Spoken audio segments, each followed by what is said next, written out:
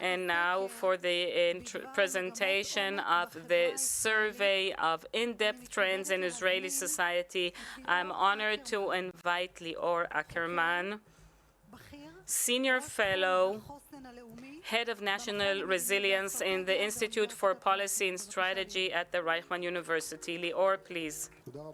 Thank you. Well, it seems that all the data I'm going to present now could not have had a better segue than the way things were presented by the chair of the Histadrut in his speech about our society. We thought that it would be a good idea. We do this in every Herzliya conference over the years, but this year there's no doubt that there's even greater sensitivity that has to do with the civilian issues that are occurring in Israeli society. This has come up in almost every speech and panel. If the topic wasn't the Iranian issue, and it's become even clearer with this last speech of the chair of the Histadrut about Israeli society. Are we trying to unite it or break it apart? And how united or how splintered is it? And we thought that in this context, in the IPS, we should examine, as we check the level of our national resilience. The national resilience of a nation is based on many, many layers. Its social power, its social unity, and the ability of the society and its different institutions to deal both in routine times and also in times of crises with various crises and to weather them successfully. And this is what characterizes stronger countries. So we've come up with a series of questions that we think characterize the extent of that country's national resilience. Of course, it's a representative survey conducted by the iPanel Institute between May 1st and May 4th of this year. That means 2 weeks ago. And some of the data perhaps will surprise, perhaps it won't. Some of them bring a message, and some of the messages perhaps we won't be too happy to see. And ultimately, we'll say a few words about what appeared here. In the previous panel, I presented this slide about personal safety. And one of or personal security, one of the most important things is the level of personal security that the citizens of a country feel throughout their daily lives. It's a very important element of national resilience. And the result is that 47%, almost half of the citizens in Israel, do not feel personal security in their daily lives. It's a great source of concern, this data. And let me mention another piece of information that I mentioned earlier, and this came up from another survey presented at a different panel today, done vis-a-vis the Arab sector, and it found that 62% of the Arab citizens in Israel don't feel confident because of what's happening in the Arab sector. And when we asked the people who answered that they don't feel secure, what are the reasons why they don't feel? These are the reasons that they listed in the order of importance. First of all, because they think that the police is weak. It cannot contend with all of its assignments. There's a shortage of police officers. The second reason is the number of terrorist attacks. This is, of course, a reality we constantly live with, but there's also an increase in crime. We know objectively that that's true. And the great number of criminal events with an emphasis on the Arab sector, and we've discussed that, and the general bullying of Israelis in the public sphere with an emphasis on the situation in Israeli roads. So this is the issue of personal individual security. We also talked about economic security. These two questions came up in several surveys, and the results correspond with the results we've seen. We've seen that 66%, that is 2/3 of Israeli citizens, don't feel an economic security, and that's an amazing piece of information. And we wanted to explore the reasons of those who said that they don't feel this security. We asked them why, and of course there's the cost of living, and that's the most important source of concern, and the fact that the prices are going crazy, the constant increase in the interest rates, and the fact that mortgages and loans have become more expensive, and that many families in Israel pay for. And a lot of people said that the wages and those who receive pension are too low, and these are not in line with the inflation, unlike what we see in the salary of ministers and Knesset members, that their salaries are updated every year. And this is a comment I'm adding. To what extent do you think the Israeli society is united? Look at this datum, and it's quite amazing, and it's a great source of concern. 93% of Israelis think that Israeli society is not united. And if we're talking about unity in Israeli society and Israeli unified Israeli identity and national resilience, this is a critical datum. It's very significant, and the reasons that were listed, and almost everybody said that there is no unity in Israeli society. And one of the main reasons was politicians who are always trying to separate the people instead of making unifying comments, instead of identifying the common denominator, the multiplicity of historic rifts, and without any common denominator that's left untreated. And number three, I didn't write this. This is the answer people gave. They said Benjamin Netanyahu. Some of them even just said Bibi. These were their answers. To what extent do you think the Israelis think that there's a willingness to contribute to Israeli society? We're very famous over the years for the fact that we're willing to volunteer and contribute to society, even if we are splintered and rifted. 47%, that's 50% of almost half of Israeli citizens don't think that there's a willingness to contribute to the state through volunteering or in any other way. This should also turn on some red lights amongst the decision makers. If anybody thinks that there's a need to create an Israeli identity that also generates a civic motivation to contribute to Israel, to what extent do Israelis trust the government? And you can see the numbers. 80% of Israelis do not feel that they do not trust the government, and this is a representative survey. That means it was conducted among all population groups and throughout the country geographically, and people who vote to the left, who vote to the right. But 80% of all Israelis do not trust the government, and these are the reasons they've listed. In order of importance, most people feel that it's made up of too many radical and messianic elements. And number two reason, absence of professionalism in the field that the ministers are in charge of. And the third element is that the members of the government, and you'll see this in the next slide, are mainly care for narrow sectorial or partisan interest and don't care about the entire country, don't look after the entire country. Number four, the feeling that the government is mainly busy in advancing the judiciary reform at the expense of taking care of the real needs of this country.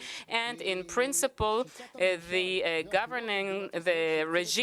government system in Israel, the elections that create this extortionist coalitionary structure that we identify as something that topples governments. And the state of Israel in its 75th year has its 37th government. It means every 2 years on average there's a new government. So this answer is quite obvious. We didn't make a comparison because we built the question without comparison to previous years. So I didn't have a basis for comparison to previous years, but I think you can Google any survey and you'll find endless amount of surveys that were conducted. And I think in a great part of our parameters, we see worsening, very significant worsening. Why is it not moving on? Oh, now it's moving on. How much do you feel that you and your opinions are represented by the Knesset members? Look at this datum. It's not so far from the previous one. 81% of the Israelis do not feel that they are being represented within the Knesset. So we are in fact going to election every 2 years or maybe less and elect 120 members of the Knesset. We spend billions and we believe that nobody there is in fact representing us. And under the reasons why we don't feel that we are being represented. One reason that was very clear there above all the others was the feeling that most of the members of the Knesset mainly promote themselves politically, economically, and take care of themselves and don't care about the civilians. And in the Israeli reality and this regime government system we have, it indeed is pretty much correct, because they only are accountant to their leader of their political party, because we don't represent directly the constituency. So how much do you trust a judiciary reform led by the government? We thought this would be very significant at this time, in this era. 70% of the Israelis said that they do not fully trust the judiciary reform. This is a datum, I think, that the decision makers and the Prime Minister of Israel should take into account. And under the reasons of the people who do not trust the reform, they list first and foremost the concern that it will damage the democracy and annihilate the separation of powers. And the two is that they are concerned that it is done too quickly, unilaterally, without any dialogue or any effort to create a consensus. And I think it's not a surprise to anyone. And the third one is professional. It regards to the fact that this reform is only dealing with very small number of issues that are relevant to the judiciary, but it does not take care of many other issues in the judiciary system that need to be reformed. Another question that we've asked, with the backdrop of the lack of trust for the members of the Knesset, for the government, for the elections, etc., was, do you think we should legislate a law that would allow only 2 to 4 parties by enlarging the percentage, the threshold percentage? And we see 27% of the citizens, 73% of the people are supporting that we don't want a sectorial small party getting into the Knesset, and we do want to see them blackmailing, creating a coalition that blackmails the Prime Minister. And we see something here that is encouraging, because we see that despite the very hard feelings we've seen in the previous slides, how willing are your children remaining in Israel, or would you like to stay in Israel and your children to grow up in Israel? And we see about 76% would like to stay in Israel, or would like their children to stay in Israel and grow up in Israel, which is a datum that is optimistic, very optimistic. So we are desperate about the situation, but not desperate enough to want to leave. And the reasons that they listed, those 24% who said they wouldn't want to stay, lack of personal and economic security, sense of security, because of the first priority. Then we have the second one is judiciary overall and loss of democracy, and the third one is the concern of the ever-changing demography. Some of the people talked about the Jews and Arabs. Some people mentioned secular versus ultra-Orthodox, but I think that this datum is quite clear and easy to understand. This is the last question we asked, regarding the character of the state that you as an Israeli would prefer to live in. And we've provided 4 options. So the one that you see up there in blue is a national secular Jewish state. These are 22 maybe percent that you see there at the top, and the second is a state that is Jewish has Jewish characteristics, but it is secular.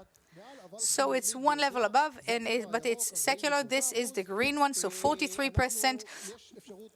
Another option we've provided was, it is a state that has, the green one is secular Jewish with the Jewish characteristics. The gray is legislation according to Jewish tradition and characteristics of the Jewish characteristic, and the yellow is fully religious halakhic country. So to sum up, 72% of the Jewish Israelis, of the Israelis would prefer living in a Jewish secular state. 22% would like the state to have some characteristics that are traditional, and only 6% want to live in a completely Orthodox country. To sum up, before finishing, most of the public does not trust the government, does not believe its member of the question, does not see them as the representatives, do not think that he or she are being represented by them, or that they are professional, or that they represent the public's interests. Most people think we need less political parties and higher threshold percentage, and most people want to live in a Jewish secular national state. So that means, to translate that into 2 lines, is we must reconvene and think about the way the government in Israel is built, about the Israeli election, that such election system does not exist in the world, and maybe we can change it in a way that would allow us more stability over time, and maybe also to develop strategies, or as the head of Histadrut said, to create work plans that do not exist in Israel for a long time.